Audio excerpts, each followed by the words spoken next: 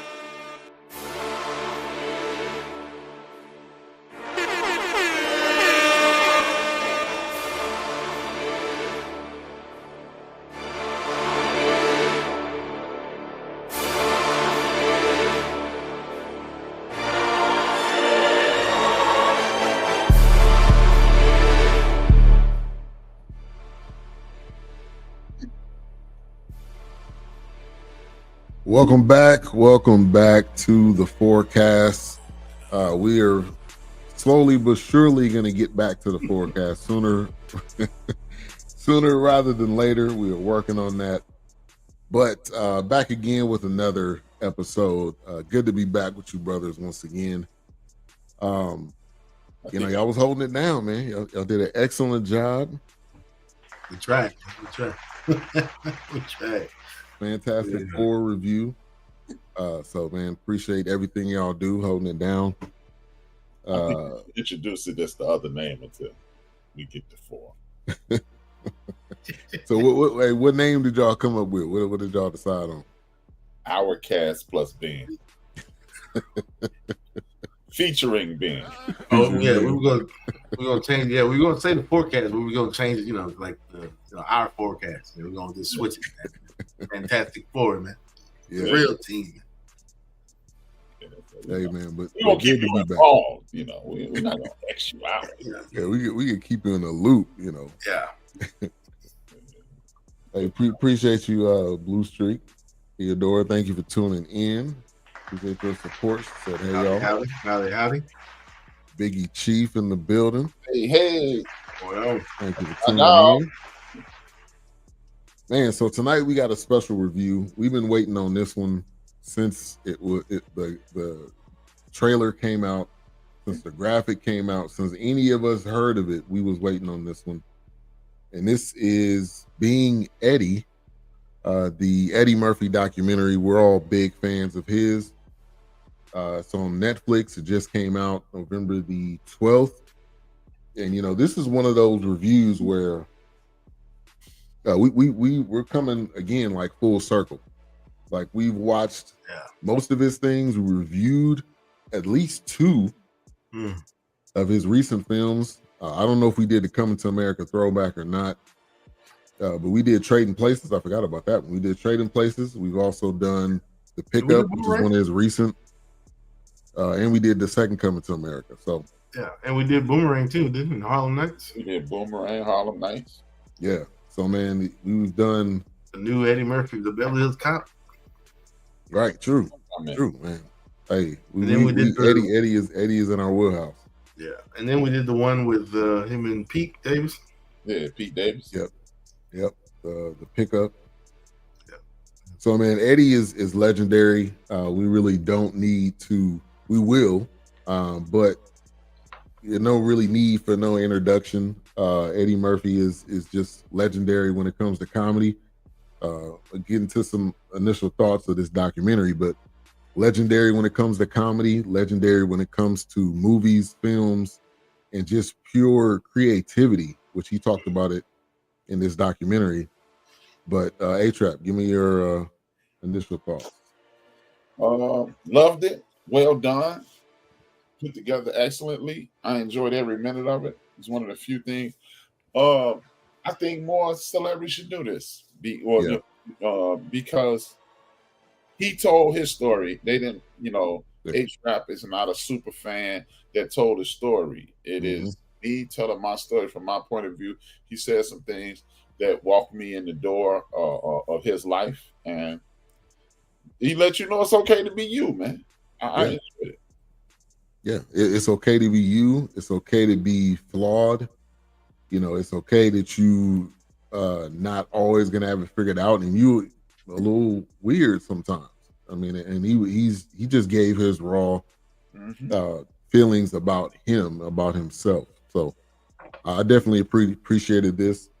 I was gonna say it should have been longer, but actually I felt like it was fine. The hour and 45 minutes really Yeah. gave you everything of his life that I think we wanted to see, and a couple of stories, you know, here and there too, of some things we didn't know. But Wilkes, Yeah, no, I thought it was done well. You know, and when you think about it, it's an hour and 45 minutes. That's a lot of information that they go over, or that he's giving, or that they talk about, that they interview.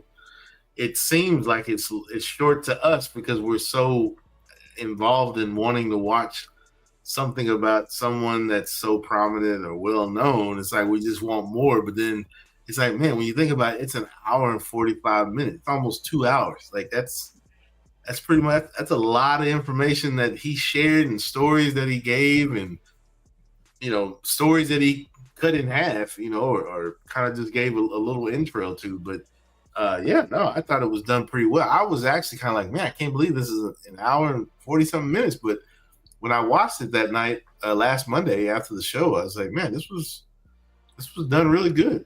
I mean, I watched it a second time. Yeah, I would too. I mean, I would highly recommend this for anybody, being a fan or not. But this is just somebody that's legendary for our culture, for film. Like I said, film, comedy. So you can be in various different lanes and watch this and get something from it, or Eddie Murphy from different areas and different pieces. So yeah. No, I enjoyed it. Theodore says they did a great job, Ben. You have been proud. Yeah, definitely. I'm always proud of these guys. They hold it down. They take care of business. To this day. Yeah, to this day. You big dummy. Oh, wrong button. God. To this day. To this day. To this day. Yeah, I mean, Eddie is awesome. To Movies, this day. family values. Yeah. What's up, Shaka? Thank you for tuning in. He said ears on. Yeah. Appreciate you. Hey y'all, I love this documentary. It was wonderful. I'm going to bed now. Good night. Good night. Good night. Appreciate you for stopping by and just saying what's up. So yeah, man, his career just spans, 80, 81 was his kind of coming on the scene as far as SNL. So we're talking about, what is that, 20, 45 years? Yeah, it's 45. At this point.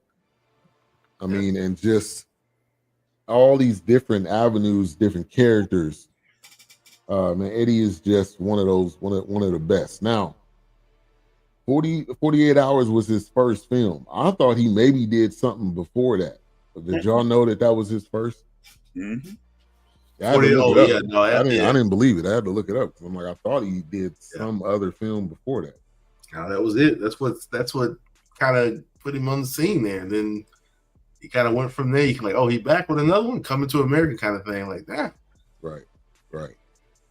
I know. I mean, see, 80, what was that, 83? I was 13. So it's the Saturday.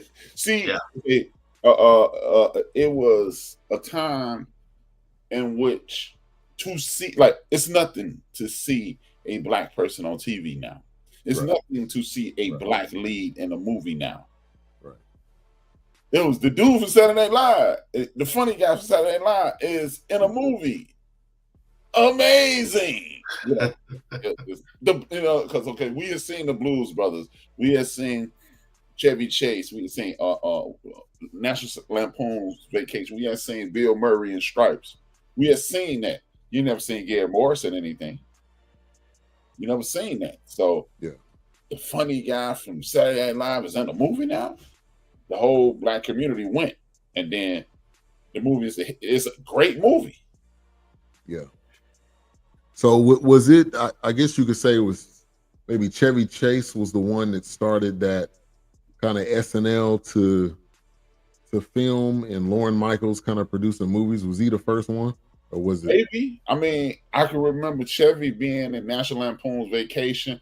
He was in like stuff like Animal House. He was making cameos in Animal House and stuff like that. Yeah. Belushi was the first big star from SNL. But then he croaked. You know, I said, Steve said, stop saying croaked. But he died. He passed away. Passed away. My man Steve. He went into the light. He croaked. Yeah. Hey, ready? Croak. That's I grew up saying croak. You know, you ain't kidding me. You croak. But John Belushi was the first guy. Him and Dan Aykroyd, they did the Blues Brothers, National Lampoon's Animal House, and then then he crashed and burned. The drugs took him out. Yeah. So next thing you know, Chevy Chase made a couple movies, and they were Will Ferrell hot. Right. Will Ferrell that's a great comparison. Right? Smash hit. He's never made a smash hit, but they always been good movies and cultural. Like what do they call it? It was like slapstick funny. I mean, Will Ferrell was a good comparison. Cult classics. Yeah, there you go. They were cult classics. But Eddie comes along and makes this movie, and it's the hottest movie in the world. And then a little while later, him and Dan Aykroyd, it's the hottest movie in the world. Right. Then Sylvester Stallone says, I don't want to do Beverly Hills Cop. That's not for me. They said, go get Eddie. And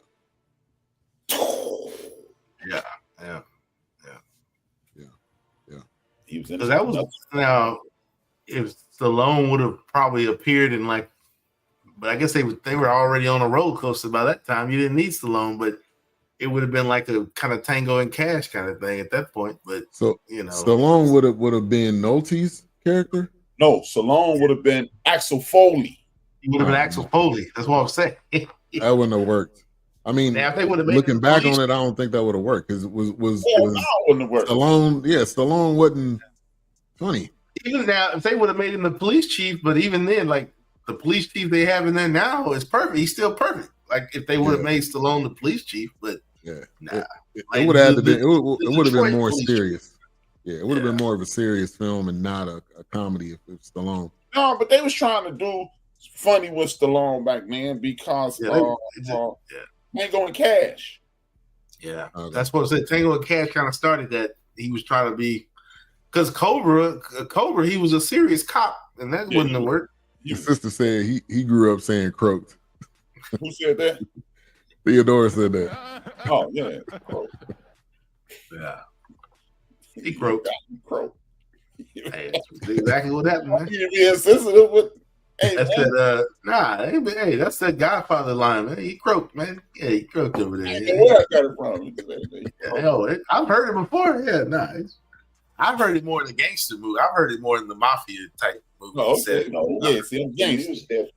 That's why I always heard it. Yeah, he croaked. Yeah. So 48 Hours was his first film, and I think one of the people said, he was put in you. This I can't stop this. It'll stop visually. It'll stop in 10 seconds. I'm sorry, you got a delay. Determines who you are. You are what you ingest. If you ingest chaos, you have a chaotic mind. If you just we got A-Trap featuring A-Trap. Hey, A-Trap coming on today, man. Two A-Traps. You'll be obese, and you'll suffer from things like diabetes, and you'll suffer from things like heart disease and things. That's a preview of today's show. But yeah, they're flying running around here, man. When you talk about 48 Hours, somebody was doing a sit down interview and they were saying it wasn't like he was the sidekick. And I wanted to talk about this. The black characters during this time and probably before were more like sidekicks instead of being the main character. But what Eddie was doing is he was carrying so much of it, and his jokes was so grabbing everybody's attention that he was the star, and Nolte was kind of like the. I guess more of the seasoned veteran type actor, but kind of talk about that, Wilkes, the black sidekick and how Eddie kind of changed that. Oh yeah, I don't. Oh my gosh, I think that was a big, especially coming from SNL. You got Nolte, which has always been that kind of serious. You need that grumpy. Old man. Oh yeah, you need that grumpy old man. But then you've got, which has been done. Just like when Will Smith and Gene Hackman did it. Nick Nolte I think Nick Nolte and Eddie definitely captured that because it worked again when they did another 48 Hours. You needed that comedic relief, and you need that old man that was grumpy by the book, but then you needed Eddie that was by the seat of his pants, and you didn't know what he was gonna say. Right, you don't know what he was gonna do. He was like he called him convict. He was a loose cannon. He was doing whatever, but he was getting it done, and it didn't have to be done by the book. I think that worked. Honestly, I'm sure that's a play on many of things that were before that movie. We've seen it before where it's like you've got one serious guy and there's always going to be a jokester, and kind of like, man, you need to loosen up, man. We started with Buck and the Preacher. So it's definitely one of those things where wait a minute. We need a moment of silence for that Buck and the Preacher reference, man. Okay, finish, Will. But that was a great comparison. You the man. Yeah, it's definitely one of those things where it's a play on that buddy system where it's just like, hey, man, you ain't got to be uptight all the time, man, because you calm down, man. You got lines, man. Rush Hour was the same thing. Yeah, Rush Hour. Yeah, it works well. I think that partner kind of, I'll play the good cop, you be the. We saw it in Beverly Hills. You had that one cop he was by the book, and he wasn't really sure about Eddie coming down from Detroit. But then his other partner was like, hey, man, this guy might know what he's talking about. Because you got the other part, he was in the guns and blowing stuff up. Yeah, Rosewood. Yeah, so it's definitely that. It's the old style of Hollywood mantra that, you're the grumpy old man, but I don't even really have to be too young, but I'm going to be the, chill out. We're going to get it done, crack some jokes. We're going to have fun. We're going to have to get to loosen up. Yeah. So yeah, I love to see it. It's always been something that's been in Hollywood that's been around when it comes to that kind of a duo on the screen. Yeah. A-Trap, you want to touch on that? Yeah, man, it is like you said, the grizzled veteran and the young upstart, and they meet, and one comes like by the end of the movie, the grumpy old man is a little loose, and other guys a lot more serious, and they meet somewhere in the middle. And it's the odd couple, they've been doing it for years. Straight man, funny man. Straight man, funny man. It's perfect balance, and it's just it is. You know what? Eddie been doing it his whole career. Think about it. If you name three or four of your favorite Eddie Murphy movies, it's a straight man and a funny man. Those two, the first two, Dan Aykroyd, Nick Nolte. Then you get to Beverly Hills Cops, you got the cops, and then you got Eddie, and then Harlem Nights, Eddie and Richard, Coming to America, Eddie and Arsenio. Right. Yeah, even arguably the most perfect movie ever made. I know y'all might not agree, but this your man, Brown. Life. I think that movie's underrated. Yeah. Think about it, man. You got racism, you got drama, you got betrayal. You got crime, comedy. You got a multitude of stars. I don't think that movie gets enough credit, even though because people were like, "Oh, we need a sequel," but you didn't need a sequel because by that time, we already saw them. If you know the ending of Life, hell, they already 1.2 million. But it was one of those things where it was just. I think Life was done. It actually for me when I saw it, I couldn't believe it because I was like, "Man, you got Martin and Eddie Murphy together?" Like, yeah. Whoa, wait a minute. Now do you think you got Martin and Eddie Murphy? Because maybe, and I don't know, maybe A-Trap know a little bit more. They always was saying him and Arsenio kind of fell out. Is that why we got Martin and Eddie Murphy? That could be it. That could be it. Because for a long time they were not cool anymore. So you go get you a new Arsenio. Yeah. And him, Eddie and Martin never did anything else again, I don't think, besides that one, which was legendary. Like, people still quote that movie. Yeah, I don't think so. And they're family now. Oh, yeah. Right, true, yeah. Did they get married or their kids or they're engaged? Yeah. We know what you mean. We know what you mean. Yeah. Yeah. We know what you mean. Yeah, hey, that would be a whole nother different episode. Eddie was issued in 1980s black male sex symbol without the background of blaxploitation. Yeah, and when they talked about it in this, when he did, was that Delirious? I mean, that pretty much took him from here to here, and as the sex symbol, that took him from here to here. Yeah, which. Because they said it was the leather. It was the red leather. I'm wearing he was just wild. He was just confident enough to do it. And one thing he said in this was the difference between me and some of these people, like we talked about the SNL. I mean, SNL has sadly, they have a history of people dying from overdoses or just party. Yeah, I think it's the fame, the party life. Yeah, I think it catches up with some of them. Yeah, but Eddie said, "I knew what I wanted. I knew what I wanted early. I love myself, and I didn't want to do anything to, self-sabotage myself." He's saying he didn't say he smoked a joint. His first time was when he was 26, 30. Excuse me, and never did. What John Lennon said.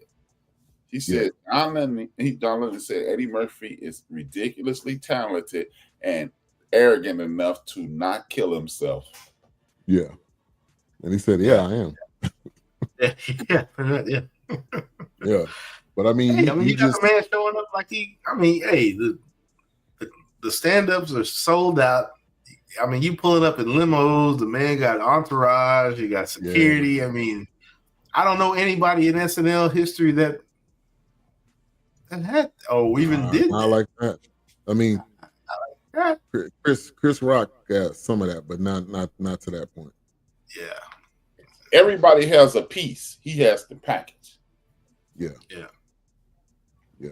Absolutely. Yeah. I mean, you couldn't stop him. I mean, and then when Trading Places drops, once again, another SNL alumni. He had a few SNL alumni in there. It was just, Now I wonder, was Lauren Michaels a producer? No, it doesn't look like he was. But John Landis, and that was a great story when he's like, "You want who? Who's this guy?" Yeah. And then the rest is history. Now they end up doing another film, at least one more film together, Coming to America. Yeah, a few. Yeah, I mean, man, but it's the classic Black American story. Eddie Murphy wasn't. Think about it, man. Well, see, I'm a little older than y'all, but Eddie Murphy was never supposed to be Eddie Murphy. Yeah. Arsenio spoke about it. They create this vortex to whereas we always compete. It's LeBron versus Jordan, and this the guy versus. It's always versus. Right. And and Arsenio touched when he said that. He said,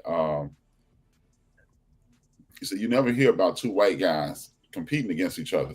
I've never heard, being your sports fan, I've never heard Larry Bird. You didn't even hear Peyton Manning versus his number one rival, Tom Brady. You heard Colts versus Patriots. Yeah. Right. Yeah. Well, he was never supposed. Eddie Murphy beat every system possible. Yeah. When you watch Hollywood Shuffle, you even see his contemporaries saying it without saying it. They was like, "We need you to be more Eddie Murphy like." Right. And the guy was doing the laugh and everything. Yeah. So and these are his friends. Kenny Ivey, his friend. Robert Townsend, his friend.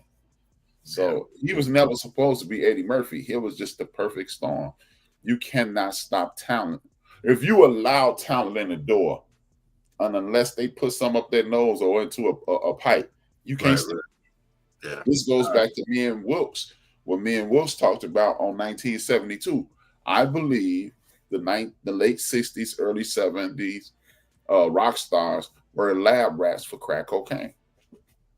Yeah. I mean, absolutely. That's how I felt too. Yeah. I'm like, the crazy thing is, like, look at it. All of a sudden, you're at your height of your moment, and I think I said this before, it's like you can't tell me they weren't using this. Like, hey, you need some more of this. Hey, come on, we got this at the after party. We got this at the show. I mean, it's just gonna take the edge off a little bit. How many times we heard that? Yeah. Oh yeah.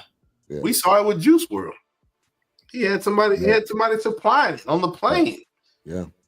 Who was? We lost. A-Trap, yeah, we lost. Yeah. Who was probably working for the label?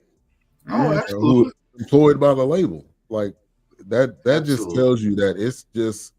We want you to keep going until you die, and even when you die, we still own you. Like we can put out as many albums as we want. We can put out as many best of compilations, still selling merch. I mean, all of that kind of stuff. Like if you ever get a chance, I'm not saying it's a high quality movie. It's this movie on Amazon Prime right now. It's called Body and Soul. Leon Isaac Kennedy and James Kennedy. In this movie, it pretty much made me say that I didn't hear it back then. I watched the movie. It's the movie that made me never try marijuana.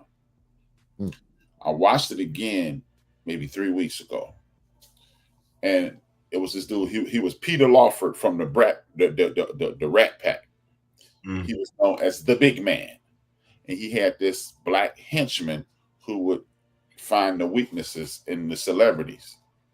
Leon Isaac Kennedy was an offshoot of Ray Leonard and Muhammad Ali. And Ali was actually in the movie. And the black henchman grabs Leon Isaac Kennedy's manager / best friend and literally tells him, hey, man, we got some special stuff for you.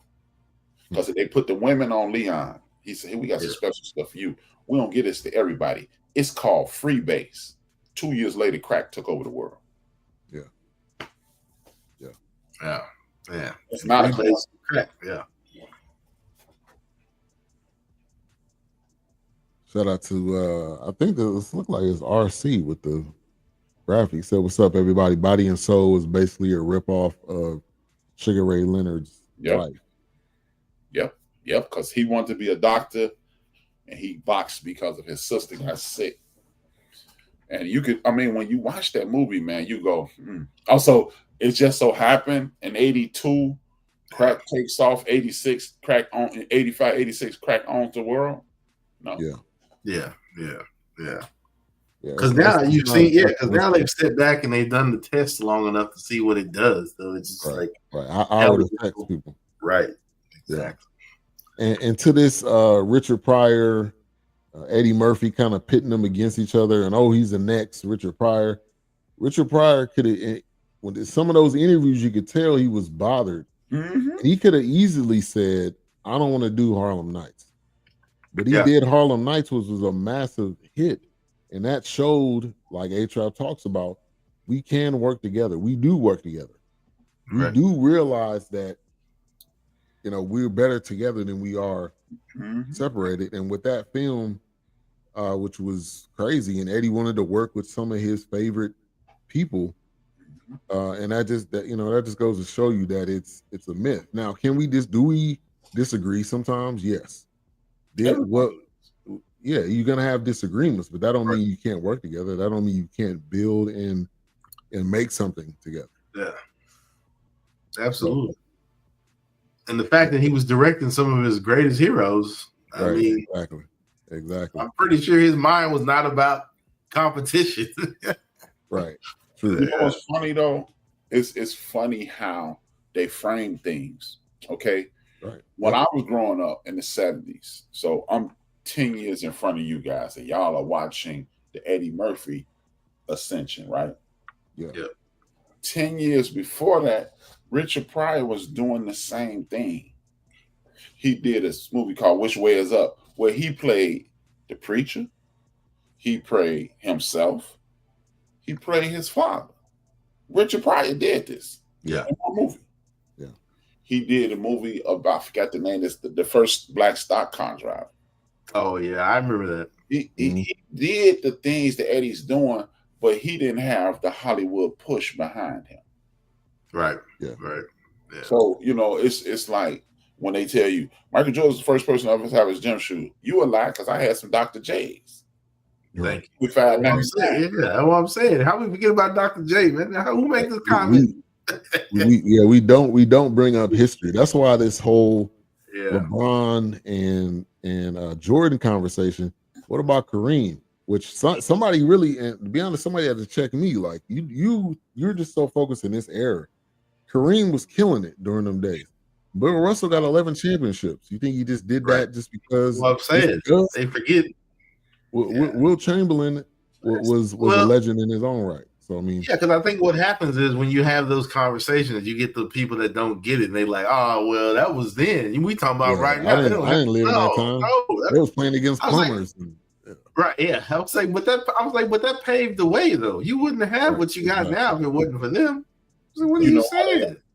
You know how they always say, they, like you said, man, they playing against plumbers. Did a little research. You know the average height of a center when Wilt was scoring those 50 a night? 6'11". Thank you, 6'11". Yeah. Knicks had a guy that same year against Wilt averaged 30 points. Against Wilt. Yeah. And I think a lot of times we don't do the research. A lot of times we can all take the blame on this. We take what we see on social media for fact sometimes. And somebody, just because somebody says it doesn't mean it's always true. You got to do your research. I mean, like, that's why you ask me. That's why Stephen A. Smith has a $100 million contract, because he is the don't do his research. You say what? I said because he don't do his research and he just say stuff. Yeah, they just want to hear him spout off just random. He is perfect at just saying something, and just like with arguments. If you say something louder than somebody else and you just continue to say it louder than somebody else, they don't have any time to fact check or to combat what you're saying, you always gonna look like the winner. But that don't mean what you're saying is you blitzed them. Yeah, you blitzed them at that point. Exactly. Oscar Robinson averaged a triple-double in a season back in 1962 and was number 3 in the MVP race. Number 3? Who was 2 and 1? I don't know if you know. I think that's what I see. Who? Wilton Russell. Oh, okay. And the next person to do that, to average a triple-double, was Russell Westbrook, and that was what, 2022, 2023? And he was on a roller for a minute. Yeah, he was back-to-back seasons. I don't want to knock Russ down, but it's easier to average a triple-double when y'all shooting threes and the ring ball carrying them off the rim 22 feet, from 22 feet. And I'll say this, he was focused on getting that triple-double that year. Like of course he was. Yeah. He was figuring out ways to get rebounds. He was, kind of pushing it, but like you said, that don't diminish, what he did. Bill Russell won it, and Wilt Chamberlain was second, and he averaged 50 points a game. Shout out to them, man. Shout out to them. The legends before us. And then speaking of that, just so like ever slightly. Eddie says, I buried Red. He said, I buried, who else did he say? Rick. Because, him and Rick James was cool. So when you talk about Rick Fox and just the comedian that he was, which was another guy that he wanted to work with, and so he dropped a lot of nuggets in this. We may have all this money, but then when it's time to bury the person, they don't have the money. Or nobody's around, the family's not around, all the crew wasn't around. Well, so like you said before, they don't read the contract. They sit down and we're gonna have you do this many shows a night. Blah blah blah blah blah. Yep. Yeah, Buckley too. He did say that. He said he bought a headstone for Buckley. Yeah. Yeah, man. And I didn't know none of that. Yeah. I didn't either. I didn't know until I heard the documentary. I just knew Red. I knew Red. They made it a public thing that he buried Red. Okay. The IRS had maybe a year and a half before Red died. The IRS it was almost like, oh, Malcolm X your friend, we're gonna get your ass. Yeah. I'm telling you, Yeah. humiliate the hell out of him. We got to hit you over the head with something. Yeah. And when you talk about charity, when you talk about giving, Doc is like this too. You're not gonna tell people, hey, I gave this dude $300 because he didn't have it, or I bought this dude something or whatever. That shows the heart of a person, that you'll do it without having to say it. And then you say it 50 years later, he just said it like happenstance. He didn't even say it like they didn't like stop the camera and say, all right, say the people that you helped. He just said it to kind of say, pay attention to what you're doing, pay attention to what you have, invest what you have, be wise, use that wisdom in what you have. So, Eddie showed a lot in this that, to me, similar to Michael Jordan did in The Last Dance. We knew Michael Jordan, we knew who he was, we knew what he did, but for him to talk about it and put it in words, I compare that to this. Eddie Murphy putting his life, his journey into words that I don't think I've seen or heard before. Another good thing is, I personally, they didn't say it, but I believe he learned that from Richard Pryor. It's a Richard Pryor joke. He said, man, son, he said, you got to watch your money. He said, sometimes I wake up and call my accountant at 3 o'clock in the morning. It's the money still there. How much is it? Let's go count it. So he probably learned that from Richard. Yeah. Which definitely sounds like something he would say. Right. For sure. Right. Because Coke was getting expensive, man. Yeah. And he said he never did it. He was in rooms, obviously. Being on SNL. Yeah. Being on SNL, he was in rooms. Oh, he said he saw all these movies. Stuff. Yeah. And he didn't, some people would, let me tell you this story about this one time that this guy was in here and he didn't get no names. Rick said he couldn't catch me doing it. Right. Man, it was sports governor in the building. What's going on, Vince? Right? Thank you for tuning in. Definitely a great documentary. We need more of this. All right, like A-Trap said, we need the people to sit down and tell the story. Of course, you can have Arsenio, you can have different people, do moments, but just have the guy sit down, put a chair, because he's driving. To his house. Yeah. No, that's pretty. It's like the mind of it's like going into the mind of a mastermind. It's like right, exactly, like a mad scientist.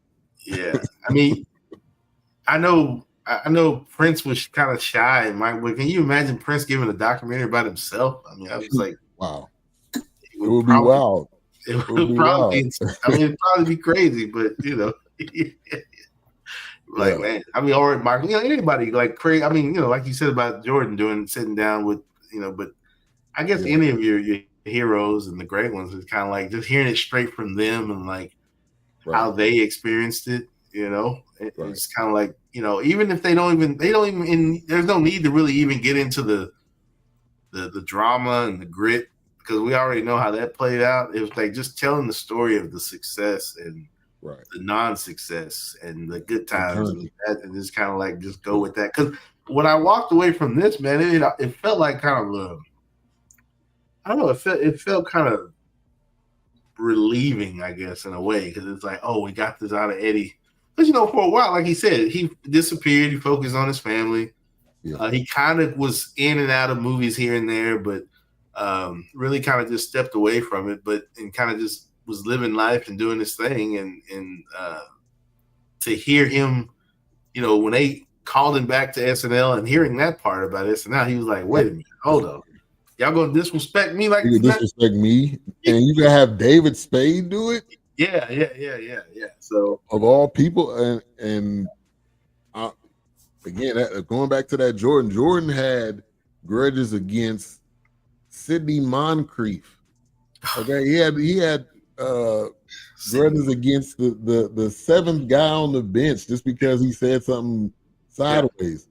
So to hear him still talk about that, and you can see it in his face, like, how you gonna disrespect me when I helped make SNL? Right. I carried this whole season, through multiple seasons. Like, you kidding me? But again, who y'all have on here? Y'all ain't got nobody on this roster. and being a man being a someone that was not too prideful to say, I want to go back and I want to do this because I know where this helped me in my career, and also it can help other people. And seeing him on stage with Chris Rock, Chappelle, who else was Tracy Morgan, like that was legendary. That was legendary. Yeah, that's awesome. Yeah. Yeah. So one thing that they did mention was the changing of the guard, and I don't remember who said it, but it was definitely a passing of the torch. But he took the torch and just took it to a whole another level. Movies, films, doing the comedy. He was doing, later on he did Shrek, but he did the PJs. I mean, all these things he was doing, it was really unheard of. And like somebody mentioned, you would see a basketball star, having a shoe deal, video games, and all this. But Eddie was having that type of fame and success by being a quote unquote comedian. Right. So, talk about that, changing of the guard and what that meant to us. He would be the Michael Jordan of this. Yeah. Because as we mentioned, you had Clyde Frazier, he had Pumas, Kareem had Superstar Adidas, Dr. J had Converse and Chapstick, and he took it to this level. And then Michael Jordan said, people don't remember Mike. Even Dr. J had his own movie, The Fish That Saves Pittsburgh. And then I don't remember that. No, don't worry about it, man. But I remember this. Don't seek it out. You see, it's this Magic Corner scene. Hey man, it's classic. Doc and all you know is the Age of Aquarius song. That's it, man. It was dope. Hey, I've never put like this. I've never seen Come Fly With Me. Whatever. What's Space Jam? Yeah, Space Jam, the first one or the second. And I'm not watching either one of them. I've seen the Fish to Save Pittsburgh. Like, what is this, man? What is this? So we're not revisiting this again. Y'all steal it from Dr. J. But he would be, because we had Michael Jordan just grabbed that ball from Dr. J and took off. Yeah. And Eddie Murphy grabbed that mic from Richard Pryor and took off. Yeah. I mean, dude, Eddie Murphy was the coolest human in the world between like 83 and 93. Yeah.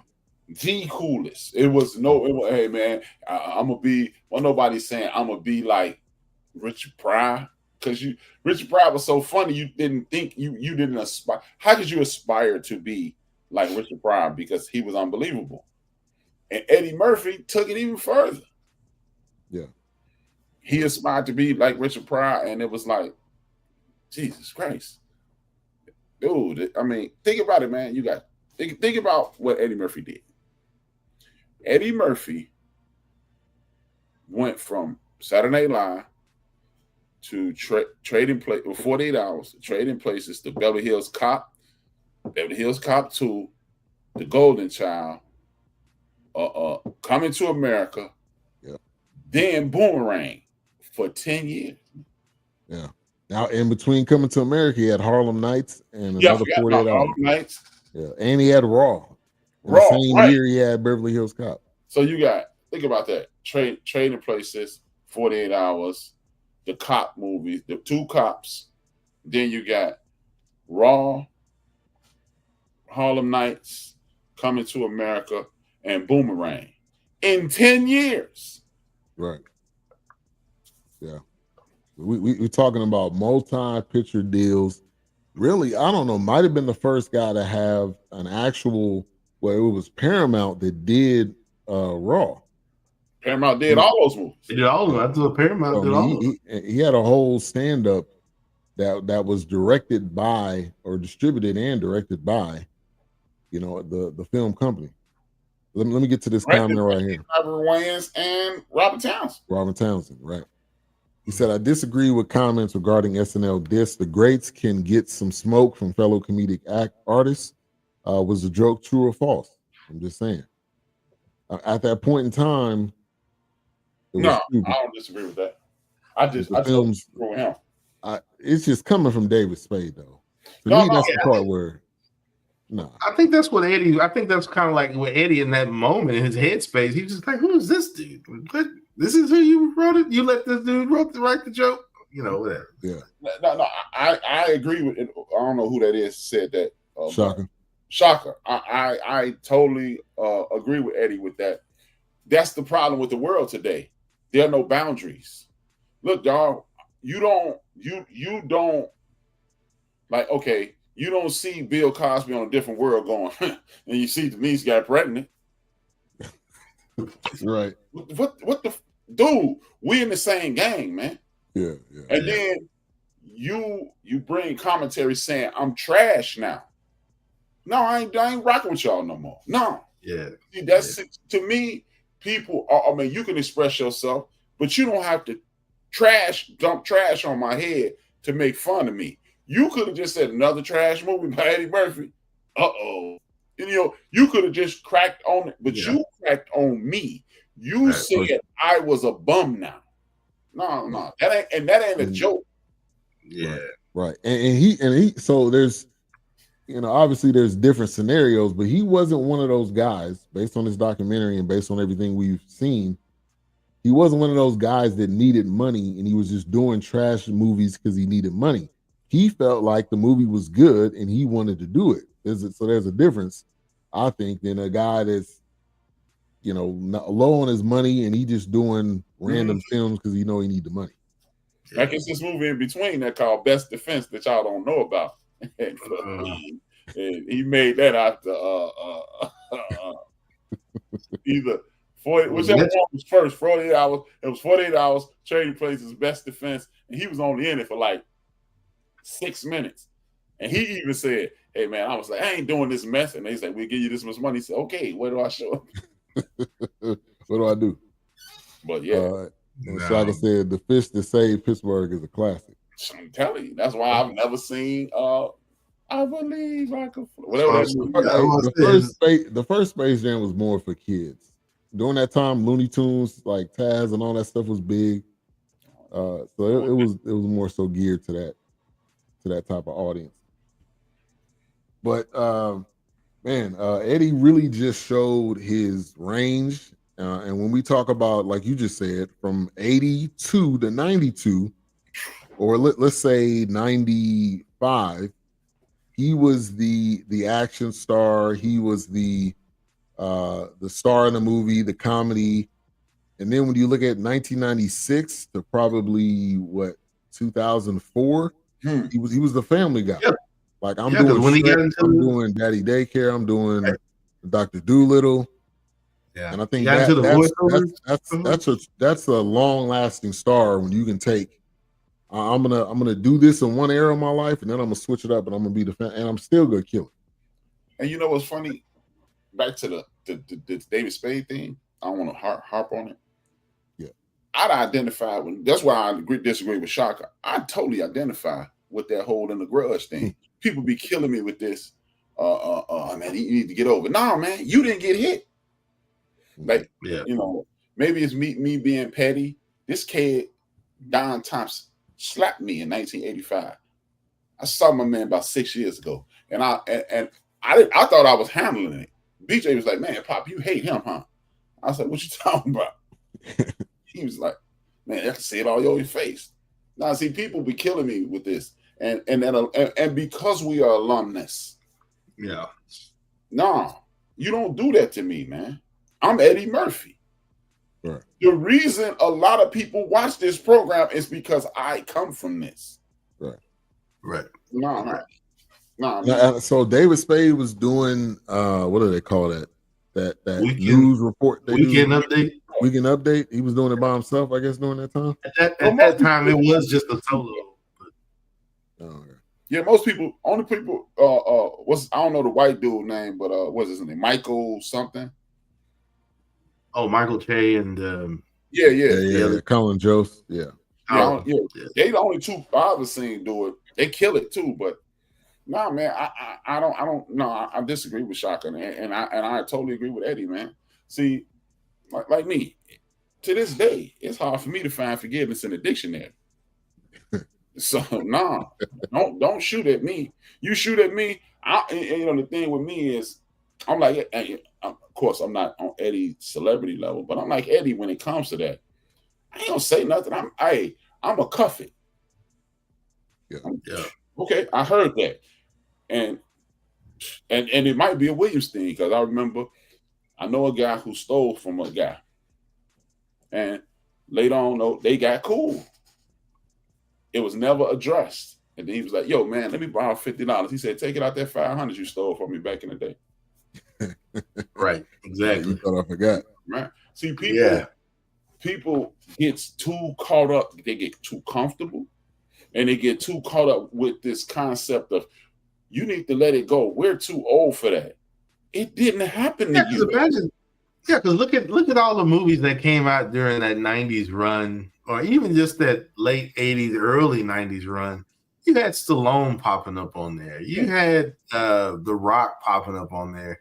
You had Will Smith popping up. I mean, you had these random, like, how is it that Eddie Murphy with it? Because, if Shrek was the hottest movie at the time, or Mulan with Disney was the hottest movie, or if the Professor the Clumps and Nutty Professor, if they was hot at that time, how is Eddie not popping up on SNL? Hey, y'all been, I've been making these. I'm like, you got these. I mean, you even had WWE stars popping up on it. I was like, Walter Payton, Joe Montana. Yeah, that's what I'm saying. Elway was popping up on there. I was just like, what are we doing? Like, so it's kind of like, and that's why I was wondering, kind of like, wow, Eddie hadn't been back in a long time. But then again, it could have been just like, hey, I walked away from it. I'm done with that part. I don't want to cause a scene or be a distraction. I don't know. And he said it on this. He was like, y'all keep saying I'm doing bad movies, man. Okay, I'm gonna fade away. I think that was like 2016. He did Mr. Church, and then it was like 2012. He did 1,000 Words, and then 2016. Then it was 3 years later. He did, he came back with Dolomite. He kind of on that run right now. But I think and also it sounded like he felt like, I know when it's time for me to step back and regroup and enjoy my family. And he was going through divorce too. So I mean, like, there was a lot. There was a lot that was going on. Jimmy Got Soul. What's the name of that movie? Beyonce. Yeah, Dreamgirl. Yeah, that was 2006. And the fact that he has never won an Oscar is beyond me. When you look at his list of films, I was shocked. I would have thought at some point he would have won one. It's not shocking to me. Okay, watch this. Give me another comedic actor with an Oscar. Dave Chappelle don't have one, I'm sure. Hell, Kobe Bryant got an Oscar. Yeah. Chris Rock probably don't have one. Nobody. Yeah. So I would never assume that Eddie Murphy would get an Oscar. Yeah. This one of the reasons I've never watched the Oscars. Never. Right. I like comedy. Y'all don't respect it as a genre. Yeah. You know how hard it is to make a nation laugh?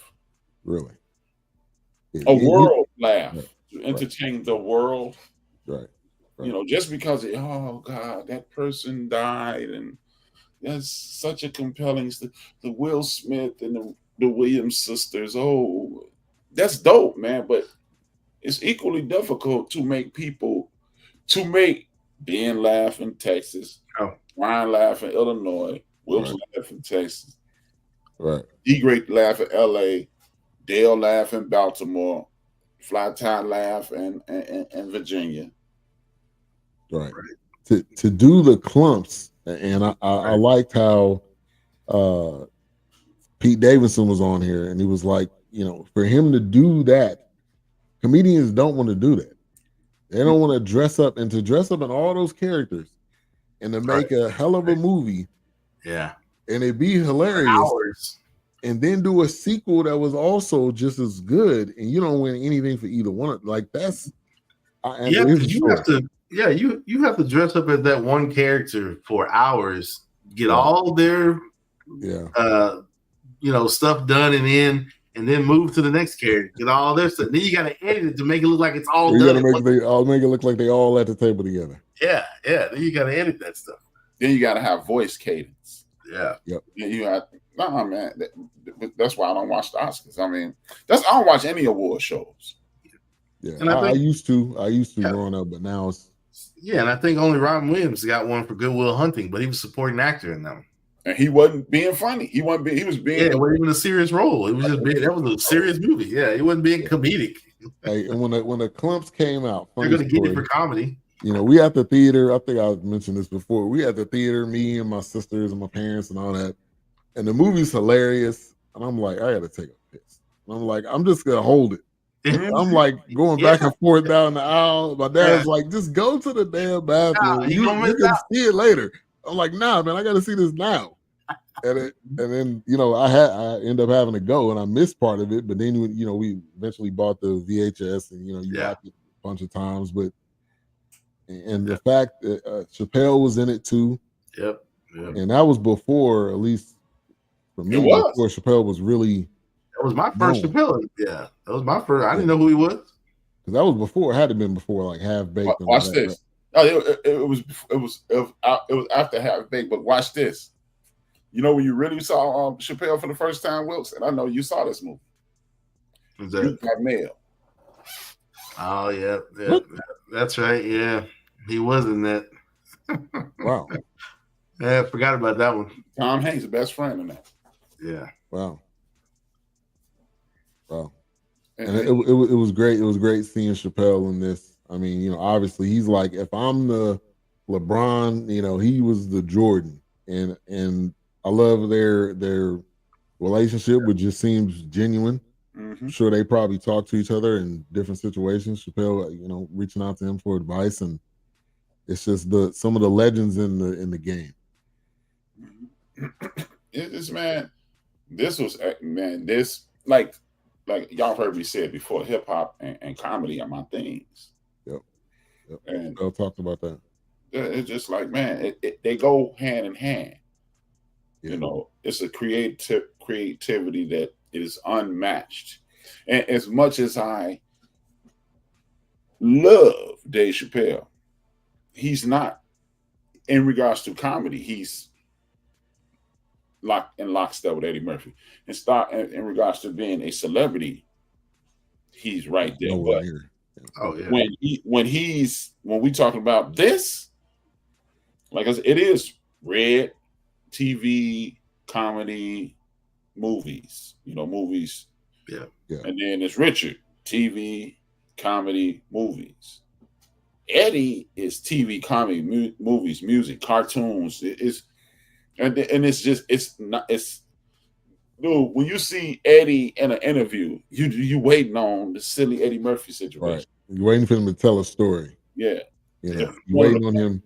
Yeah. I've never seen Eddie do is this. The reporter that was interviewing him, he made fun of him and he made an ass of the dude because he was like, the dude, he said, hey man, Charlie Murphy, do Charlie Murphy. He said, hey man, I don't do Charlie Murphy. I don't do anybody who passed. Yeah. And then he tried to lead him down the road. He was like, look at him. He thought I was gonna do Charlie with that. Right. Just on the fly. Yeah. Hey, and the story they were telling about him, how he was in the military, and then he come back and he the head of security, and he wearing all the MC Hammer, the vest but he was just as funny. Like the Chappelle show, him telling the what was it called, the Charlie Murphy Chronicles or something like that. Chronicles, yeah, we tell them stories. Yeah, True Hollywood stories. Yeah, there you go. I mean, just as funny, man. And then I didn't know that his stepdad raised him. I didn't know that part of his story. So I mean, it gave you the what you needed. And then with Trading Places, that was supposed to be Richard Pryor and Gene Wilder. That would have been horrible. I don't think that would have. Gene Wilder, I don't know if that would have. Especially the way that film was like constructed. That would have been too goofy. Because you had to have Aykroyd, who was that serious character, straight lace. You had to have him. Aykroyd played that perfect. He played that. Perfect. Yeah, he played that role. Classic. Another classic film that you people out there, you have to see it if you have not already. What are you doing? It's a holiday movie, man. That's a Christmas movie, man. That's a Christmas movie, man. And then the coming to America was him trying to find true love in real life. That was him relating to that, which I didn't connect that. I figured he was married already. Yeah, no, we didn't get no. We did not. I missed all that. Yeah. I'm like that, and that's one of my all-time favorite movies. But I didn't consider it like this is him kind of expressing himself, which again is multifaceted. And then years later, we'll get your Boomerang. Right. Who was that? Leno was interviewing him. Was that? Leno, I think, was interviewing him. And he was like, what do you say to people? You know, there's not a lot of white characters. And he's like, yeah, well, who owns that building? There's got to be a white guy that owns that company. Right. Yeah. And I was ahead of his time. Yeah. Absolutely. He said at the Oscars. Yeah. Yep. He said in Delirious, he's like, hey, man. He said, we moving along. He said, white folks ain't calling N-words no more. He said, well, I'm an N-word, so I guess I wouldn't know. So we know it then, huh? Hey, just on the fly, man, off the cuff. You know, one of the all-time funniest guys, man. Hey, man, Charlie Murphy is in Delirious. Don't nobody know. Next time you watch Delirious, entouraging him like walking in, he said something.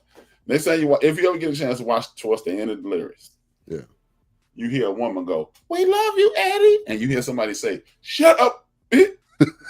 That's Charlie Murphy. Oh, Charlie. Charlie Murphy. That's got to be one of the top 10 best skits. That Rick James, Charlie Murphy, that whole F your couch, crazy. Yeah, me and Lance, I was going to say y'all would. If I'd have said that, y'all would know. Me and Ant, Big Illinois. I was going to call him by his last name. We call him by his last name. Anytime we crack on each other via text all the time. If I get him or he get me, we sit in the F your couch. Yeah, right. At that point, yeah. Hey, and the amount of mud that he had on them boots, man. It was like he was running through the forest, and then he came into his house, and it was just. This what you're doing? And then to hear to see Eddie just say like, "Man, that was hilarious." Right. Kind of like a big brother. He was the younger brother. He was the younger brother. Yeah, but just to talk about his older brother, like, man, that was hilarious. Like, I loved it. I mean, I thought that was cool to see. Yeah, man. Now, sound like he was saying this, but did Chris Rock open for Eddie on the Raw tour? It sounded like he said he was like, I was there every night. Maybe. So I wonder. Maybe he did. Yeah. I would assume. I'm like, he must have. Man, he didn't go into it too far, but he must have.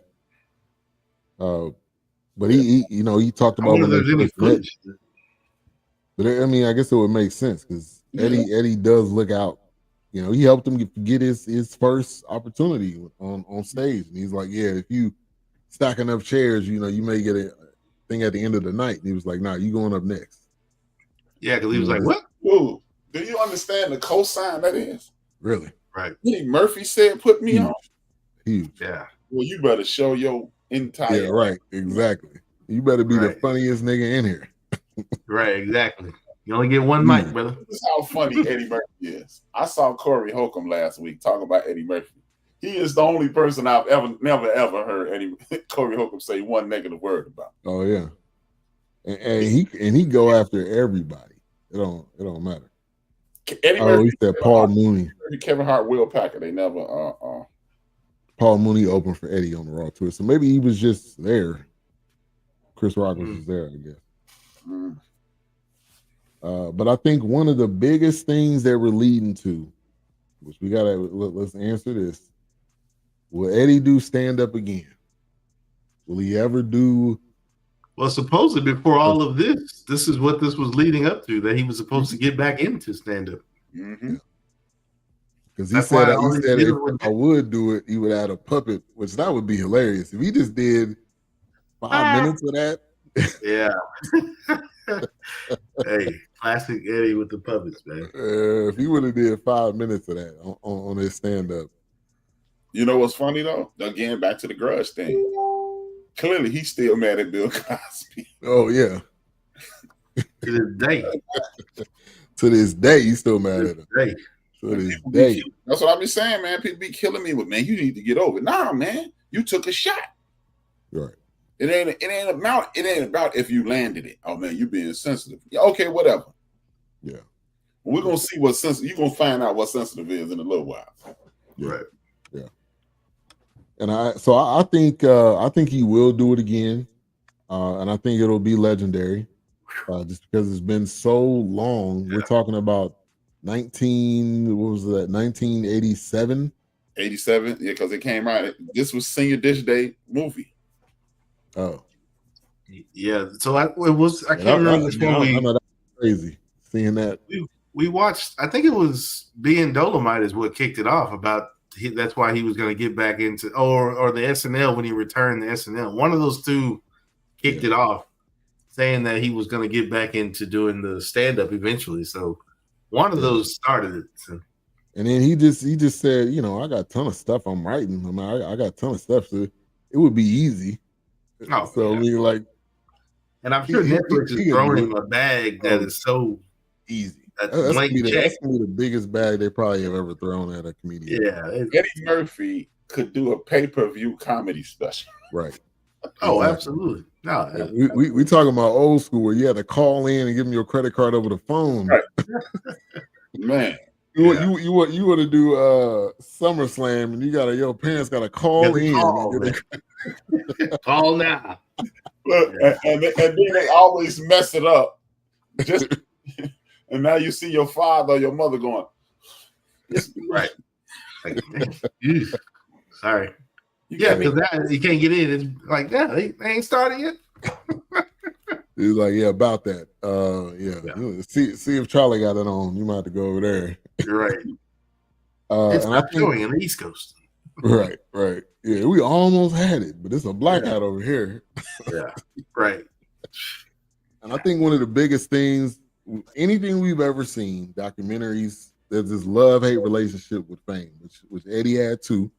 He didn't, like he said, he didn't go down that path where I'm gonna destroy myself just because I can't stand it and I can't deal with it.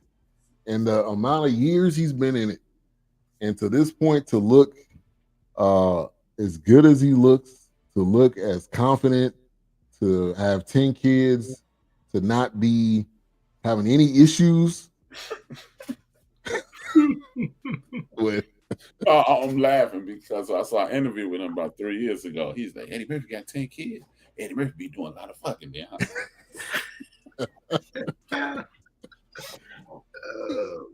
But just to see him in this, like you said, Wilkes, it was like a relief. Like, he still got it. Like he could do whatever he wanted today, and it would still be funny, and it would still make a mark. Oh yeah, absolutely. I mean, even watching him recall memories, I was kind of just laughing at him because his brain is going crazy. Yeah. Half of the city probably can't tell you or not gonna tell you. Yeah. So he's stepping lightly, and you can just see it on his face and how he looks off and how he. Right. Yeah, it just already had me kind of chuckling because I'm like, oh Lord, Eddie. Right. Can you imagine like him just recalling those nights during that 80s run, just being that the amount of stories this dude has. What's like that? he could write a book. Right. Remember, Eddie is pre-AIDS. Yeah, no, he is. AIDS was a gay disease. They was calling it the cancer. Yeah, I was gonna say they wouldn't even call it that. They were calling it something else at the time. But Eddie, oh my gosh. I can't imagine. And being in the studio. Yeah, his musical talent, playing the guitar, piano. Come on, man. And he said he was supposed to be, he was in the studio with Rick James. It was supposed to be for like one night or something. Yeah. And they end up doing, Party All the Time. Now, did he come up with an album or that was just that one? No, he had an album. He had 2 of them. Songs, Party All the Time. And Well, he had 3 out. How could it be, which Party All the Time, So Happy, which was 1989. I don't remember the 2 albums. The third one, I don't remember the third one. Oh, this was the 3rd musical studio album. This was 1993 called Love's All Right. That's Shabba Ranks on a song. I don't think I remember that one. I don't remember that either. Yeah, I don't think I remember that one. But man, the dude was still is, beyond creative. Coming out with Shrek, was it 5? That's supposed to be coming out 2027. Yeah, Did the Pickup, doing all these films. He already got a Netflix deal, so I'm sure there's Hollywood should just walk up to Eddie and say, "Here's $30 million. We'll see you in 6 weeks or 8 weeks or however long it takes to make it." Yeah, and let Eddie direct it. Let him do it. Yep. Let him pick who's in it. Because think about it, man. The movies we love. Trading Places. We love 40 Hours. We love what's it? Beverly Hills Cop. We love those movies. Okay. But the movies that we will pass over all those movies and go straight to Harlem Nights, Eddie Murphy production, go straight to Boomerang, go straight to Coming to America. Vampire in Brooklyn. Like, hey, how about this as a fun fact? Guess which one of those movies that we love Eddie Murphy hates? Wasn't it Vampire in Brooklyn? Vampire in Brooklyn? No. It's the second to the last movie you'll be thinking about. Wasn't the Combs, was it? No. I don't know. You got me. That's what you're thinking about is Coming to America, right? Yeah. What would be before if you had to? Trading Places? Harlem Nights. I saw him in an interview about 10 years ago. He said he's never watched it. What? That's a legendary film. That's like, honestly, I thought he would have said did it how he wanted to do it too. Mm-hmm. He said he worked with his He said I never watched. But he even said that just like he said on the couch. He's like, I don't want to watch these movies. These are all my movies. He's like, hey, there's nothing to watch on TV. Like I got all these channels. And the fact he said he loves ridiculousness. Oh yeah, I can see that. He was like, he's a comedian. Yeah. I just wouldn't expect him to say that. I expect him to say anything else, but that. But here's a question: here is Eddie on y'all's Mount Rushmore greatest comedians? He's on mine, definitely. Yeah, he's on mine. Oh, absolutely. Eddie Murphy is on Mount Rushmore entertainers. Yeah, I give you that. Any list that he can be included in, he the best at. Think about it. Yeah, and think about the stuff that hasn't, like he said, all the stuff he's got written down, all the stuff that hasn't seen the light of day or stuff we haven't seen. Like, this is just the creative genius. The first time he came back on SNL and he was playing that elf who was mad at Santa because the workshop got burnt down. Insane. Yeah.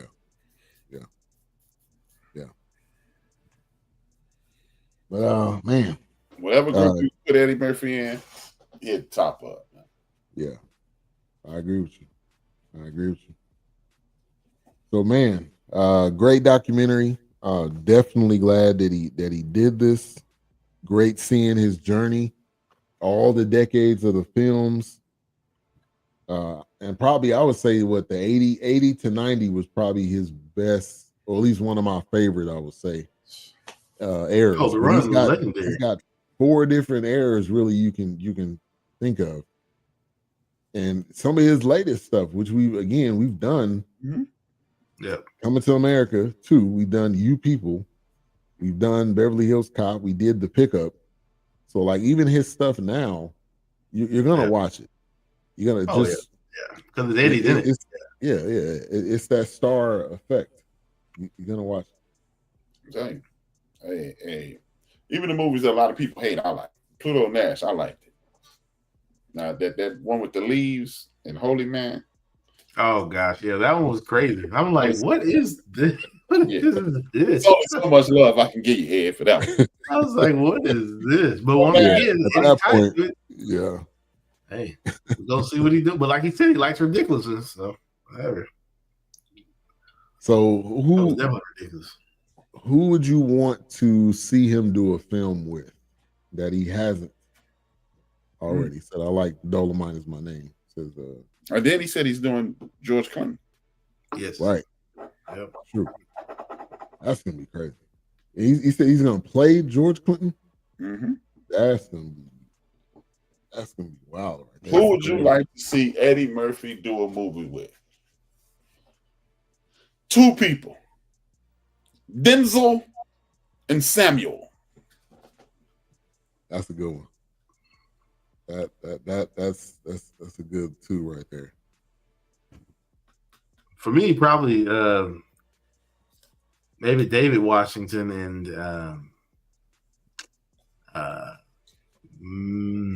gosh, Samuel's a good one, but Morgan Freeman's kind of getting up there now. I don't know if he think he's backing away from. Good. He'd have to play he'd have to be like the grandfather in the role or something, but he's backing away from acting. So You do it, I trip. probably David Washington, and because you got to have some kind of, David Washington. I feel like he can be committed, like he can crack some jokes back, like he gonna be crazy. Yeah, and I probably would him and Chris Rock. I wouldn't see him again because they've done it before, but in passing and Boomerang when he worked in the mailroom. Right. Yeah, he was Boney T. Yeah. when we got to talk promotion. Yeah. I'll be late. I'll be on time most of the time. I wouldn't mind seeing him and Chris Rock and David Washington do it. So I was thinking of Spike Lee. Has he ever done anything with Spike Lee? Not that I know of. That would probably be a wild pairing. I was just thinking about it, like shocked, like they hadn't done anything. Him and Lakeith Stanfield. He's one of my not up and coming. I think Lakeith Stanfield could have been in what was that one we watched? Transport? What was it called? The Pickup. The Pickup? Yeah, I think he would have been in that. Yeah, he would have fit in that. Yeah. And then I would say some type of Michael B. Jordan type film. So those would be my three. But my number one, Spike Lee, man. You gotta do something. I'm just shocked they haven't crossed paths. Yeah. They don't have anything that they ever thought about. I'm sure they thought about stuff, but no, they used to have beef. Oh, really? Okay, I'm like, something must have went down. Yeah, they used to have a crew. Eddie, Keenan, what's my man name from Chicago? Robert Townsend, there's a couple other guys. They were black filmmakers. They used to call themselves the Black Pack. And then Spike came out and dissed Eddie for working with too many white directors. And Eddie dissed him on our Senate and said he looked like a cricket. He need to shut up. Jordan-esque. You never work with him ever. Yeah, stop, man. You know who you're talking to, man. You messing with my money, man. Hey, man. Just do one. Just get it all in one, man. Get him, get Denzel, get all these people we just mentioned. Just do a film. Come on, man. Just give us one. Eddie Murphy should do a Western, man. That would be a good one. He could do it. He could definitely do it. Do a Western, man. That's what you do. That's probably the only thing that's not on his checklist. Yeah, LeBron James' daddy. Exactly. Y'all know who LeBron James' daddy. Long lost daddy, Delroy Lindo. Yeah. Like get Michael B. Jordan. Yeah. David Washington in there. I mean, do like a one of our favorite films, The Harder They Fall. 2. Yeah. Come on, man. They could do it. It could work. They could do it. I would love to see it. It'd be good with Eddie Murphy. Well, you let Eddie Murphy direct it, or you let John Coogler direct it? Wow, that's a movie. Look. Will Smith, Ryan Coogler, Eddie Murphy, LeBron James' daddy, Denzel, Samuel Jackson. Yeah, Ryan Coogler and or Eddie. That would be a wild, man. Yeah. They could be When we say our prayers tonight, we got to say that. Man, right? we got to, we got to put it out there, man. Eddie Murphy. Absolutely, fingers crossed, man. We need to And get how my that, man Wood Come on, Harris there somewhere. Yeah, Wood Harris is underrated, man. Yeah, Underrated, man. Yeah, man. But hey, man, I am the world's foremost Eddie Murphy fan. I mean, I'm a stan. I'm telling you, I don't even know if I would be. And then now that I see that me and him got that grudge thing, yeah, I'm telling you, man, that shit is real, man. Yeah, Man. I remember legend. people have said things to me in my life, and I've never forgotten them. I mean, I'm sorry, I could take you back. Hey, I could take you back to 1981, Scott Coleman. You know what I'm saying? First and last thing. Dog. We were standing on the corner in front of the candy store. I'm kid. We were standing in Miss Dow's class, close to the coat room, and he said something to me. And I remember it to this day. And Scott is a stone crackhead right now. Wow. Last time I saw Scott, he was telling me R. Kelly stole all his music. And I was just like, and I stood there going, "Screw you, man." Hey, you like that comedian Ali Sadiq? You ever heard that story he told? It was this dude that what he said, he hit him in the head or something. He said like, he can tell a story. Ago. Yeah, the dude can. Yeah. And he seen him in the store. The dude was in a walker, and he was like, "Don't hit me, man. Don't hit me." I'm telling you, man. Yeah, right. Man, hey, if you don't believe me, man, I will call Ron Coleman right now. And last time me and Ron Ron used to cut my hair in the locker room, football locker room. Yeah. And last time we saw Donald Johnson, we were at my high school alumni cookout last Saturday of June every year. It had to be about 23 because the pandemic was 20. I didn't go 23, so it had to be 22. And Donald started talking to me. And Ron just walked up to me and put his arm around me and said, "Let it go, B. Let it go. Don't do it. Don't knock him out of his wheelchair, man. Don't do it. Even if you don't address it, even if I didn't even know I was looking like that, but even if you don't address it, you remember it, man. Like when you don't mess with people or you help people and somebody, I ain't holding a grudge against Donald, but it's just like, I'm telling you, man, when I see you, I remember when you did that to me. I ain't forgot. Yeah, I ain't forgot, man. I forgot. Hey, and RC says throw Forrest Whitaker in there too. Yeah, throw Forrest Whitaker in there, man. Oh, absolutely. Yeah, absolutely. Hey, at this point, 2025, man, they got all the resources and ability to do it. It can happen. I'm gonna tell y'all this story about this old man that lived next door to my great grandfather. What it is. My mother told my ass. She cussed me out about it because he had lied on me, and then he croaked. He passed. He croaked, man. That mafia tactic, man. Yeah. Croaked. He passed, and she was like, Mr. Such and Such died. I looked at her like, she said, "You black-hearted mother." I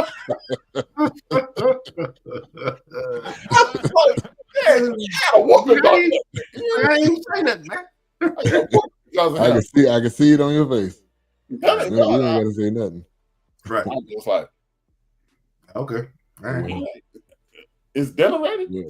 Like, she said, "You black-hearted bastard." The black eyed peas done. Right.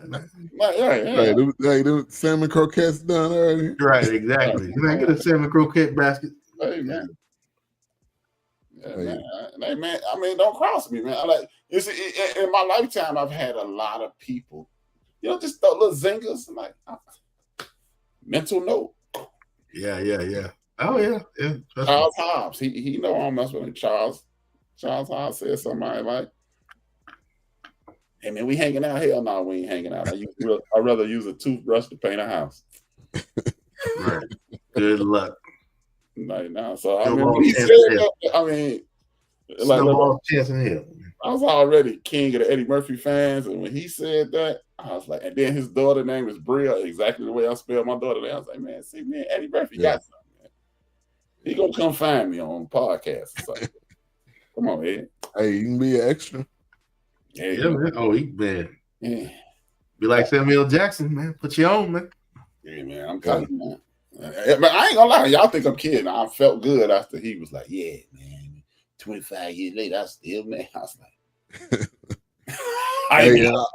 Coming to America, him now did he give Samuel that opportunity, or was it? So.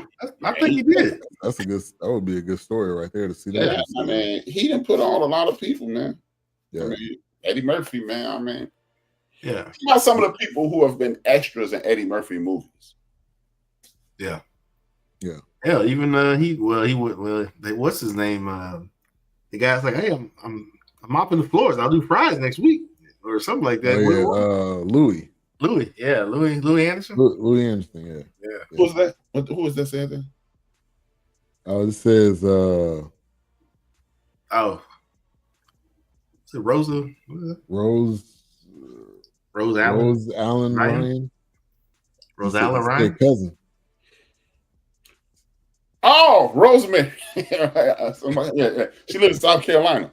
Man, hey, this the second to the last show. Your boy gonna be blind. I got paid for some glasses Friday.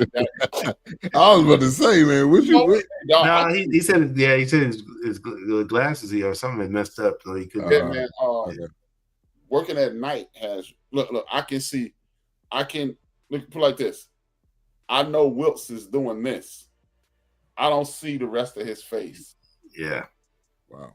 Everything is blurry. She said, "This is your cousin Pamela." Oh, Pep. Okay, what's up, Pep?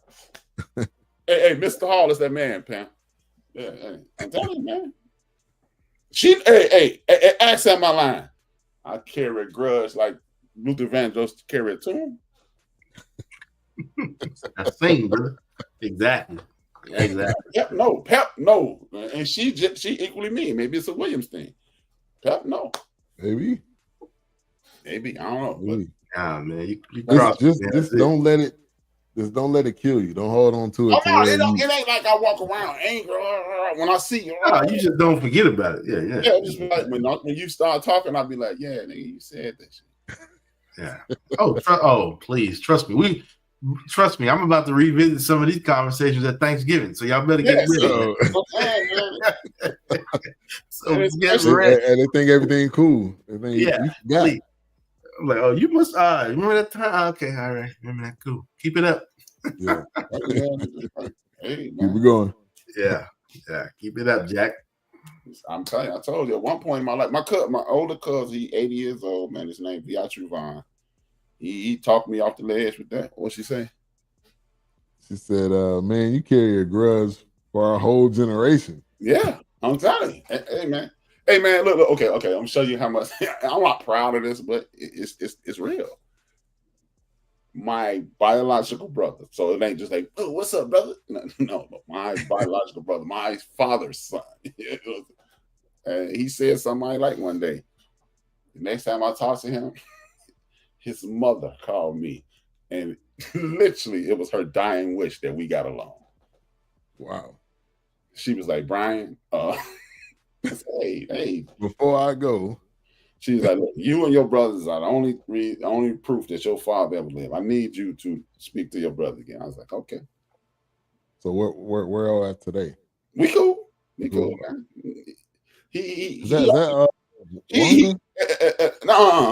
Our older brother. Okay. John. Okay. And he lied on me recently, so he. He's starting to. He just gotta go over there and talk. The difference in me then and now, I hold a grudge, and I write it in pencil now, so you can be erased. At one point in my life, it was in Sharpie,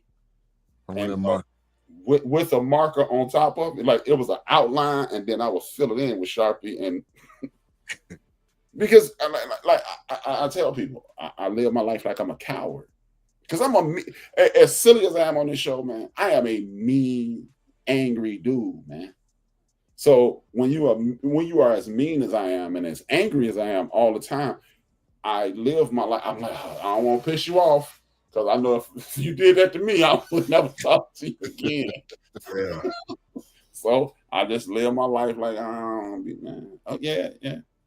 So if it gets to that point, so you know your boundaries. You know, And I've had a lot of people try me. Maturity. Like I remember who it was. It was Clayton Sims. Me and Clayton been friends since we were 4. Blue Street. This is how long me and Clayton been friends. Blue Street friend Abigail is Clayton's big sister. They couldn't go outside without us, so we became friends, and we've been friends since. Yeah. And it may have been Keisha. She was listening to a conversation we were having, and then every story ended with, and then y'all was fighting, She said, "I thought you said you were a joke guy," and Clayton was like, "He was. He would tell him leave him alone." You better stop messing with him, right? We used to call it like they call it snapping now. We used to call it casing. Okay. Casing. I would say, "Hey, let's stop, man, because you're gonna get mad," and they wouldn't stop. Like, she said, "I'm glad we forever cool. Wouldn't want to make you mad." Yeah. Love you. Yeah, hey man, that's what when Eddie Murphy said, I'm telling you, I was vindicated. I literally told myself I was gonna bring this up on the show. I felt vindicated. I'm like, yes, he understands. My favorite celebrity understands me. Yeah. Hey man, like I said, man, I'm gonna revisit these things at Thanksgiving. I'm with you, bro. Because I'm gonna just say this: as a kid, when you go to your closet and you can't find your Game Boy where you left it, it's a different. Hey, Wilps. I said it right here on top of my Nike box. Is, man. You know how old, I'm 45, man. You know how old Game Boy is. That's right. Hey, Wilps. Yeah. Look, and my daughter got it. Hey, man, let me tell you something, man. And when you fast forward from Game Boy to PS5, the graphics was trash. I ain't forgot that. If I can't play my Super Mario Land when I get home, hey man, if I can't play my Super Mario Land when I get home, man, we got problems. We got problems. Hey, Wilks, my daughter has it now too, Wilks. Hey, I remember her aunts they were over, and they read her diary, and they were laughing, and she just said, "Oh no, with everybody." She was like, "It'll be funny until my father get home." Right. Everybody started putting their coats It was like, and on that note, I didn't even see that story. BJ told me that story. He said, I said, what? He said, yeah, man. She said, yeah. Let's see who laughed when my daddy get home. Yeah, man. She couldn't have been. I don't think she was aged double digits yet. Yeah. It's funny until it's not. We're going to see. Yeah. Let's see how funny it is when my daddy get it. Right. It's funny until it's not. Everybody. Yeah, man. That's why we have holidays at the end of the year, man. Because you got it take a year to get over. You got to cut them off, man. Because you got to cut them off at this year. You might fool with them next year, but it's just like we all know Thanksgiving and Christmas is really about cutting people off, man. It's about ending the year on a high note. Yeah. Hey, Wills, you know what's funny? The dean on Nutty Professor, Larry Miller. Yeah. His last stand-up special, he says he has a grading system of his friends. And at Christmas, he tells everybody what their grade is, what you need to do to stay on the friend list, and who's not. That's what I'm telling you. Hey, the holidays is a grading period, man. Yeah, I didn't know that dude was a comedian. Yeah, he's hilarious. Oh, yeah. Oh, yes, sir. Wow. Yeah. Look him up, Ben. Larry Miller. Yeah, I remember. Yeah, I remember him in that, but I didn't think he was. Yeah, he's been around for a minute. Yeah, he's hilarious. Him and Louis Black are two of my favorite comedians. He kind of looks like the dude from CNN. Older guy, the one that was like, "We're gonna do it live." What's the dude? Oh, God. Oh, I know who you're talking about. The dude always in the wind. Yeah. I don't know his name, but he was always. They clearly didn't like him on CNN. Yeah, he was always in there. He like they bring him back. They get rid of him, they bring him back. Blowing up people down the street. Yeah. They always put him on the hurricane jobs, man. Yeah, he was a hurricane. Did you sleep with the hurricane jobs? Yeah. Did you Like, sleep? dang, they was so like that dude. Like, man, either they was paying him $1 million a segment, or they don't like you, bro. Yeah, they must have liked that. Bill O'Reilly. No, Bill O'Reilly. No, Larry Miller reminded me of what's his name? Who's the football guy? He got his own Ed Eisen. Is Ed Eisen? What's that dude? That's what he looked like. Rich Eisen. Yeah, that's who he remind me of. He looks like Bill O'Reilly though. No, Larry Miller looked like Bill O'Reilly. Huh? No, listen, it's two Bill O'Reillys. No, man, you got. Before we go, look up Bill O'Reilly. Before we go, bro. I am. Look, I'm gonna pull up. I'm gonna pull it up real. I don't know, man. Larry Miller. Watch this right here, real quick. I'm about to pull it up, and then we're about to get this. Show me, bro. This is Rick Eisen for me, though. Yeah, Rich Eisen. He's more Rich Eisen than Bill. Yeah, I think he reminds me of Rich Eisen when I think. So that's. He got that William Shakespeare, man. All right, that's Bill O'Reilly right there. All right, and he said Larry Miller, right? Mm-hmm. Yep. Right, when you see this picture right here, you see this one down here that look like him. The one on YouTube? Now maybe it's just the angle that he turned in his head. Probably, it might be the angle, dog. Okay. He's more rich. Okay, look up Rich Eisen. Yeah. To me. Rich Eisen with an E. Yeah.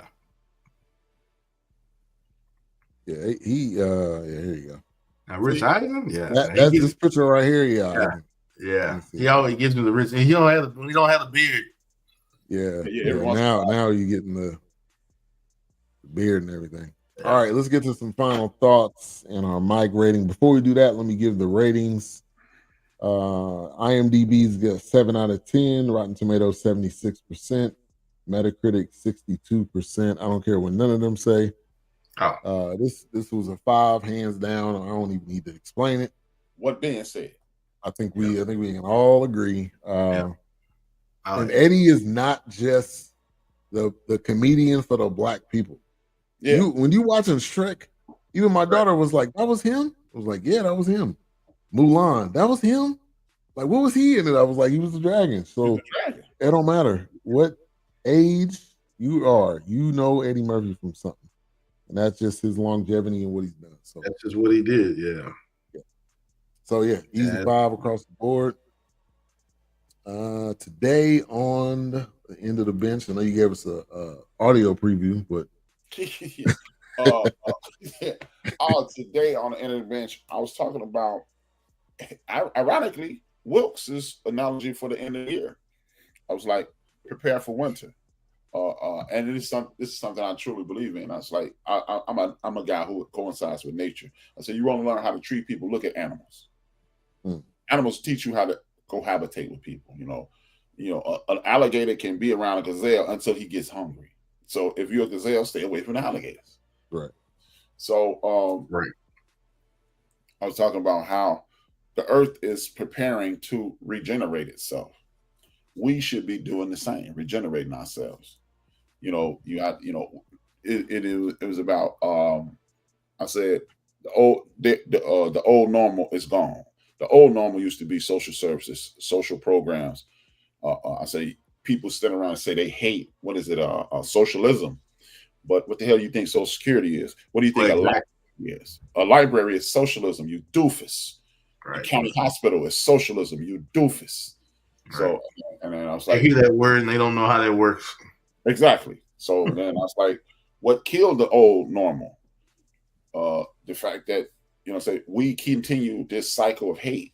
I said 161 years ago, emancipation started.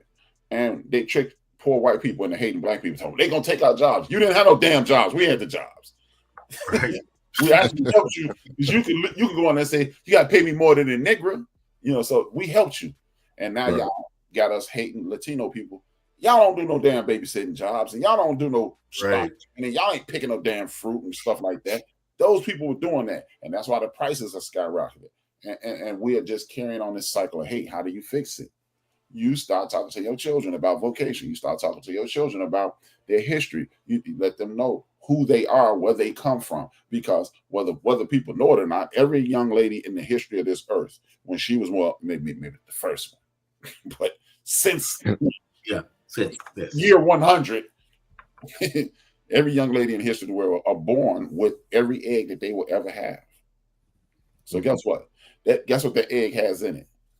That has your mother's, if you have your daughter has Erica's mother's strife, the strife that built up in Erica up until that point, Erica's grandmother's strife, and so forth and so on. All that strife is in your daughter right now. Right. We can do is pour into our children so we can turn that strife into greatness. Yeah, the Bible talks about being born and shaped in iniquity. And the one thing that really bothered me today, one of my favorite people in the world, we had a debate. We were talking about hate. And he was like, well, according to the word, he was trying to go word for word with the Bible and have no lateral thought. And I'm like, nah, that's BS. You can't read the Bible specific. Okay, well, where's the lady that turned us off? They'd have preserved that and kept us somewhere. Because you got, in Greeks, they got people, those people that hit by that lava. They still standing there. So where the salt lady at? Yeah. Or could it have meant that she was salty with, she was angry with what she lost instead of looking in front of her to what she could, with the blessing that's ahead of her. But she stayed, she didn't stay there. She mentally stayed what I used to have. And you see, Lot kept going and kept getting blessed. And I was like, he was like, well, you can't hate. And I was like, Jesus told in Matthew's 22:36, Jesus told these people, hey man, with sell your shit and go get some swords. He wasn't telling them people, I mean, go get some swords and shave them. Because you know, like, come on, man, you know, but we continue to make avenues for the people who loathe us to be spared. I'm not talking about violence against anybody, but you know what? If you disrespect Wilk's wife, I can't be your friend. No, I ain't do nothing to you, but Wilkes is my friend, and you disrespected his wife. So you really put Wilkes' freedom in jeopardy. And if I allow you to be my friend after you disrespected Wilkes' wife, me and my wife in line. Yeah. So if we need to start cutting off these wicked, evil people and pushing them into a segment of society that they can be miserable in, and that's cool. And we cool. And he was like, well, what about love? And I was like, I love you enough not to kill you. That's love. When you disrespect me and my man wife, or my man sitting there, let's kill this dude, rap. Okay. That's what a friend does. Yeah. But we love you enough. We love your humanity enough not to end you right then and there. Dig a hole and nobody ever see you again. That's love. People don't see that as love, but I love you enough to let you be who you are. And we need to get to a point where we love ourselves enough not to want to integrate into hate. And it's not a racial thing. I don't want to be around you because you permeate negativity. And until the good people of the world say that, we will continue to swim in this cesspool. Yeah. Right. Fair point. Now we don't have anything for next week yet, but we'll post some stuff to the group chat. Come up with something for next week. I thought I saw something too, but I didn't write it down. You know, I'm doing 3-4 shows a week. Yeah, hey man, y'all gotta tap in. Y'all gotta start tapping in on Saturdays, man. Those B-Trade shows are great. This week on B-Trade, just in case you ain't got nothing. Yeah. This week on B-Trade, Birds of a Feather. If me and Wilkes are hanging with Ben and Ben is cheating on his wife, should Wilkes and Rap stop hanging with Ben? Yeah. That's a good point. That's a good point. All right, go ahead and close us out. Thank you for special guest, Ben. Good to see you. Our cast will be back next week. You're welcome. No, man. Thank you guys for tapping in. SEE, E is for everybody. YAL, L is because we love you. LATER. See y'all later. Peace. Hey, one more week and I won't be blind. Yeah. Praise the Lord. I can just see. We're good. I can You see. can see the words, not Yeah. just the colors. Look, everything looks like a smudge. Like all the little things look like a smudge. How you driving? I guess you're not driving. I can see. I can see, like I'm whatever it is. Put like this. Got my phone right here. I can see what time it is. I can't see any of the text, but if I do that, now I can see NCAA matchup. I can see cars. I'm not blind. I just can't see text. I can't see what the details says. Yeah. I can't see BS. I can see BS3, but everything is just melded together. Look. I feel like a super dummy. I've never been visually impaired. I've always had astigmatism, and all it effect on me was making me sleepy. Like if I could probably read 3 chapters and I gotta go sleep.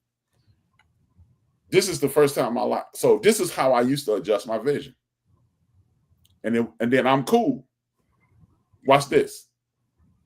I can see my name. It took me a week to squint because I've never squinted. I'm like, yeah. The squinting is one day I was like, oh, this is what that's the sign that you need glasses. Yeah. I've never squinted before. It took me 55 years to squint. So I didn't know. Like, I can see what we've been on for 46 minutes, 28 seconds, right? Now I can see it. I never could see that before, and then working at night, and then I'm in the dark office. I like the dark, I'm Bane. I like it.